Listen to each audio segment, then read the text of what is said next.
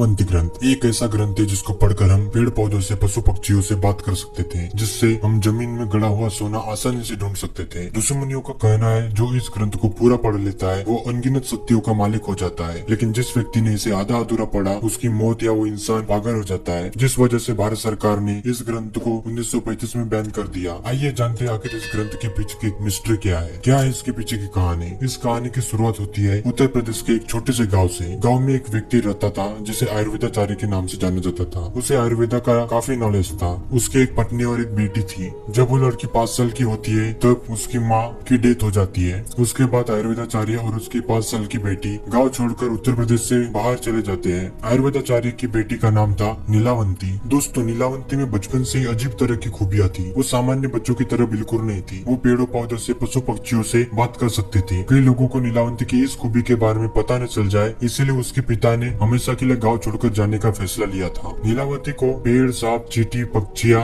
ऐसे ऐसे राजभोग और रहस्य बताते थे, जैसे कि सोना, हीरे, जवाहरात कहाँ गड़े हैं, मतलब खजाने के बारे में बताते थे। पर नीलावती के मन में एक भी लालच नहीं थी। उसके पिता ने ऐसे संस्कार दिए थे जिससे वो चाहकर भी उस खजाने को नहीं ले पाती थी। अब वो अपने पिता के साथ काम में हाथ बटाने लगी। उसने आयुर्वेदा का काफी ज्ञान प्राप्त कर लिया था। जैसे जैसे नीलावंती बड़े होने लगी वैसे वैसे उसके सपनों में भूत पिसा जाने लगे और उसे गड़े हुए खजाने के बारे में बताने लगे। उसके भविष्य के बारे में बताते। जैसे जैसे समय बीतता वैसे वैसे भविष्य के बात सच होने लगते। अब ऐसे ही 10 से 12 साल निकल जाते हैं और नीलावंती 20 से 22 साल की हो जाती है। वो दिखने में काफी सुंदर हो गई थी। जो व्यक्ति उससे देखता वो मोहित हो जाता, इतनी सुंदर थी। नीलावंती को जो भूत प्रेत सपने में दिखाई देते थे वो प्रत्यक्ष दिखाई देने लगे थे। वो बात करते थे। नीलावंती को तरह तरह के राज बताते, रहस्य बताते, उसको तंत्र विद्या सिखाते, जिसे वो पिपल के पत्तों से बनी किताब पर लिखती थी और नोट करती थी। उसे एक दिन ऐसा सपना आता है जिसे देखकर उसे यकीन हो जाता है कि वो इस दुनिया की नहीं है। उसे पता चलता है कि वो एक यक्षिणी है जो अपने दुनिया से इस दुनिया में आ गई है। उसे पता चलता है कि उसके ऊपर एक श्राप है जिसकी वजह से वो इस दुनिया में फंस गई है और वो अब यहाँ से बाहर निकलना चाहती है। वो ये सारे बात अपने पिता को बताती है तो उसके पिता कहते हैं, अगर बेटी तुम सच में इस दुनिया की नहीं हो और तुम्हें अपने दुनिया में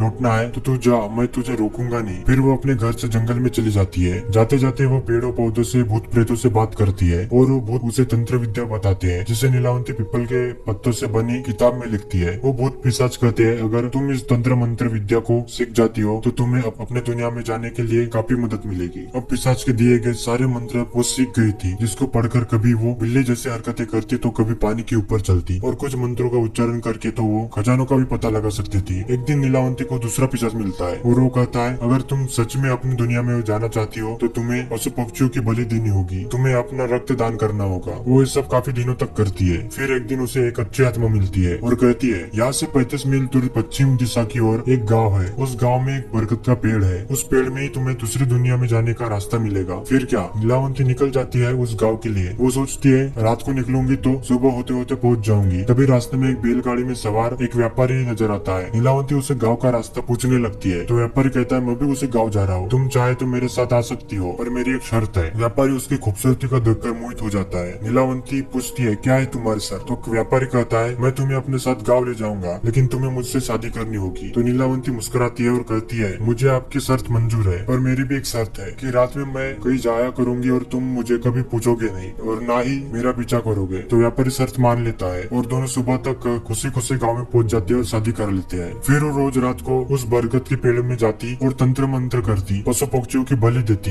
ऐसी वो रोज करती। एक दिन क्या होता है, जिस बरगद के पेड़ के पास वो तंत्र मंत्र और पक्षियों की बलि दे रही होती है, उसी समय गाँव वाले आ जाते हैं और उसे देख लेते हैं। जब गाँव वाले उसे पक्षियों की बलि देते देखते हैं तो वो काफी डर जाते हैं और ये बात नीलावंती के पति को बताते हैं। देखो, तुम्हारी पत्नी वहाँ पक्षियों की बलि दे रही है, वो चुड़ैल है, वो एक दिन तुम्हें मार देगी, ऐसा लोग कहते हैं। लेकिन उसके पति को कुछ पता नहीं होता। उसे लगता है रोज रात को वो अपने घर जाती होगी, अपने परिवार से मिलती होगी। लेकिन एक दिन रात को नीलावंती का पति उसका पीछा करता है तो भी वही देखता है जैसा लोगों ने देखा था, तंत्र मंत्र करना, बलि देना। फिर वो डरा डरा घर आता है। जब दिन होता है तो उसकी पत्नी वापस आ जाती है, लेकिन उसके पति की हिम्मत नहीं होती। उसको लगता है अगर मैं पूछूंगा तो कहीं मुझे मार ना दे।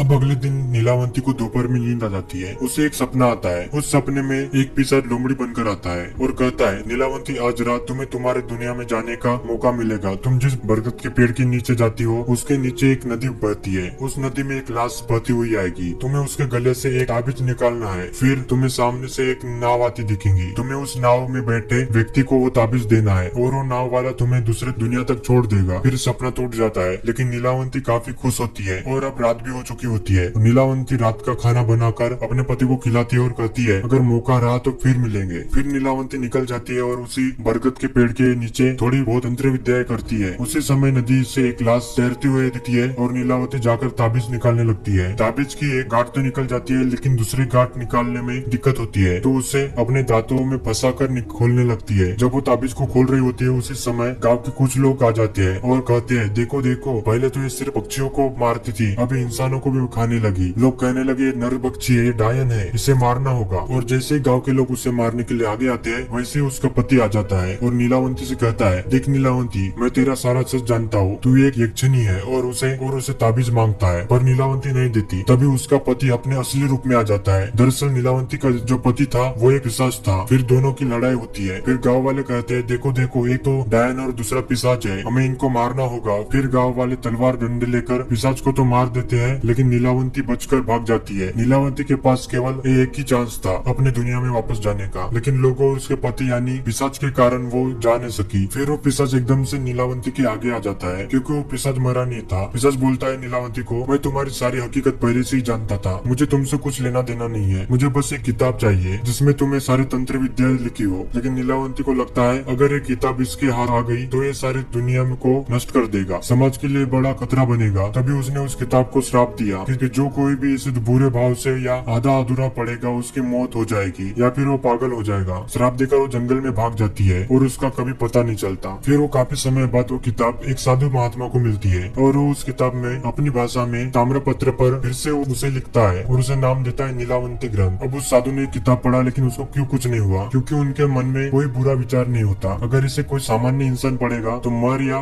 पागल हो जाएगा, क्योंकि उसके मन में थोड़ा बहुत तो खोट होता ही है। इसलिए भारत सरकार ने 1935 में इस किताब को बैन कर